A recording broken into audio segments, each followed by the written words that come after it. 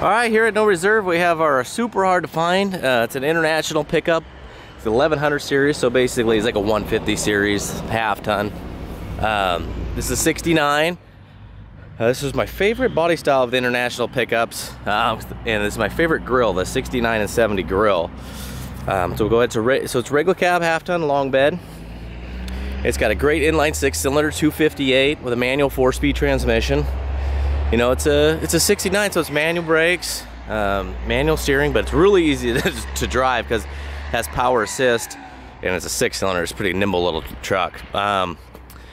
So at one point, this truck has been gone through. Somebody did a complete repaint on it. They painted the bumpers and grill. They redid the interior, and this was done in the late 90s. And the paint job, you know, now is aged. It's a little bit dull. It has some imperfections. It probably was equal to like a Mago paint job, but I do believe it was originally green. I'm not too sure what color the interior was, but the bench seat is really nice. The door panels are really nice. You know, there's a little bit aging on the armrest. It's got a really nice black dash, basically perfect. The headliner that they replaced is starting to sag a little bit. They did tan carpets, which underneath the floor mats, you know, is dirty. Tan carpets, light tan carpets on old pickups, not the best ideas.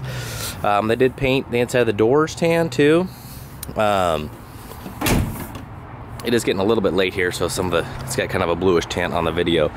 But, you know, it's like an Oxford white. You know, it's a bright white paint job. So I'll go ahead and go around. It's got the original wheels. But it's a great little project truck, runs and drives awesome. So whether you want to hot rod it or you want to go to original, whether you just want to replace some stuff that needs to be replaced, or, you know, and take off where they left off, you can go that route too. You know, but we're going to go ahead and go around this. You know, there's a lot of little nicks and scratches and chips. You know, it's an old paint job. You know, you got a little bit of bubbling in the paint there. It's a really solid truck. Rust-wise, you will get a little bit of, you know, bubbling. There's some chipping there, some chips in the bumper. You know, it's like you know, it's a cheaper paint job, but it's served its purpose well. And you could just keep it the way it looks and go for kind of that original patina look, even though it's not the original paint. Or you could go for kind of a, you know, not really necessarily a rat rod look because it's not original paint or flat black. But take you around here, they painted this. This used to be black. You know, you can see some marks some tape marks from years ago, you know, they didn't take the trim off, of course. You know, that's why I think it's probably like a Mago paint job. Around the emblem, it was chipped a little bit, and all this stuff is pretty much gone as far as it's gonna go. It's not gonna just start blowing off. Inside the gutters is good, just some little chipping, you know, paint line there, chip there, you know, some paint's chipped right up in there a little bit. You know, the rubber door sweeps are gone. They're all aged out. You know, you have some chips around the trim. You know, a little bit of running there, but no, you know, there's a couple little bubbles, but I think that's actually just from bad prep work. I think, you know, these bubbles you see are going to be kind of bad prep work. There's a little dent in the trim there. You can see that fender's really nice and solid. Rocker's nice and solid. Front bulkhead's nice and straight. But you can see they didn't get between the cab and the bed.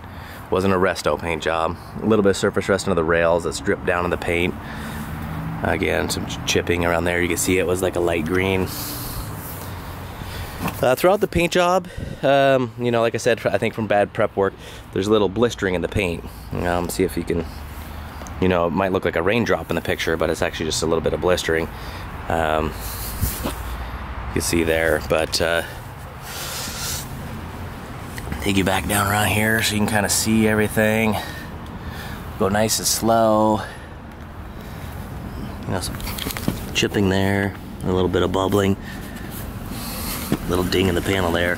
Again, these internationals, they didn't make them like they did the Fords and Dodges and Chevys by, you know, by a ton of production. So they're hard to find trucks anyway, but finding one that's nice and straight and complete. You know, a lot of times they're missing the tailgate.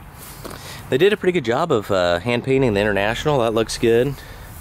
You know, stress cracks. This is really common. You know, this tailgate looks like a one-piece tailgate, but obviously, you know, it was a welded piece. Rear bumper, painted the same color as the front and grille, but it's obviously had some flaking. Little stress crack in the paint there. Nice solid metal. Again, see here, you can probably see, this is what I'm talking about. These are the bigger of the bubbles.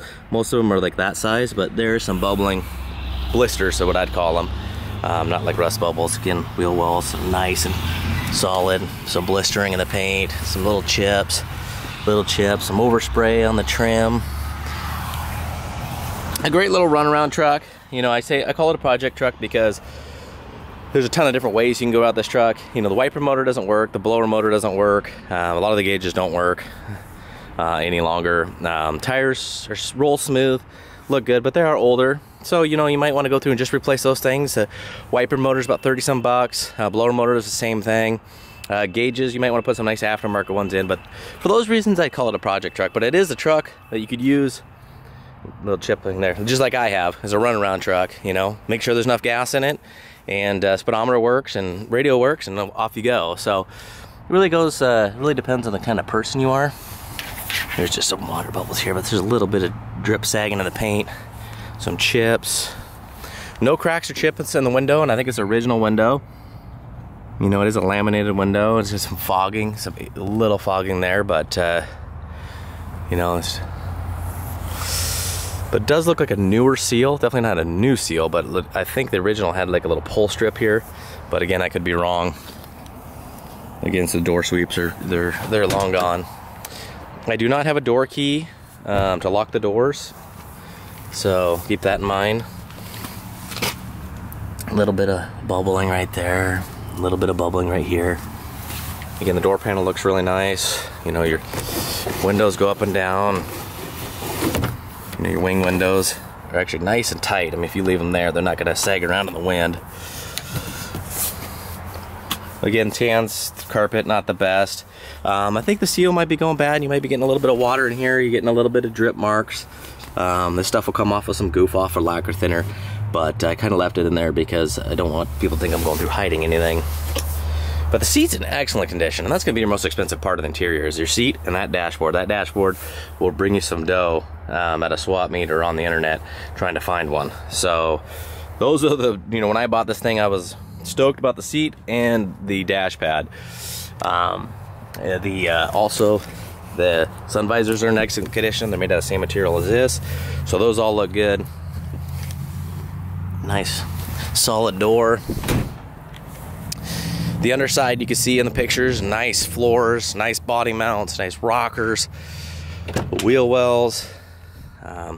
You can see they did paint the dash. Looks like it was a dark blue or green at one point. The steering wheel is still green, so you know, the gauges look old. And besides the speedometer, I don't think any of them work. And that's kind of an international trade. I mean, I do a ton of international scouts. Gauges are the worst part. Stereo, amazingly, it's nice and clear. So, you know, a little bit of wear in the paint. You know, I don't think there's any bubbling there, you know. So, but the original VIN number and plaque there. Underneath there. All right, gonna pop the hood open so you can see that little inline 6-cylinder.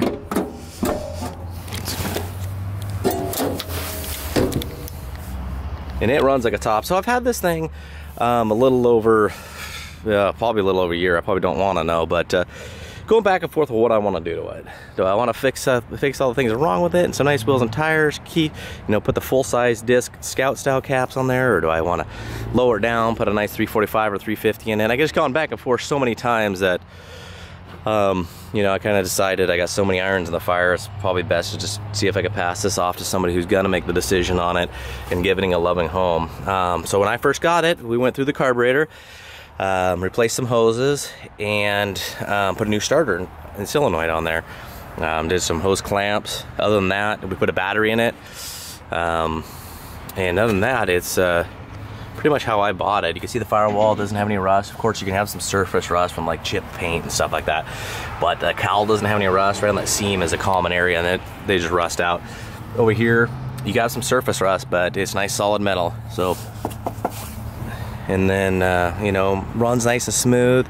Green coolant, you know, radiators, probably the original, but it's doing the job and not having any overheating issues or leaks. So that's pretty much when it was warmed up. E-brake works, light comes on.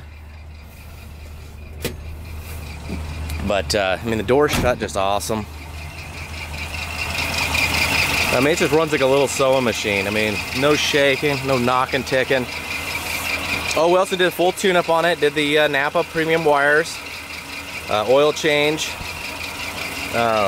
Did an oil pressure sending unit on there. Trying to see if that baby would start working, but really the gauges need to be replaced or gone through if you're gonna really make a daily driver out of it.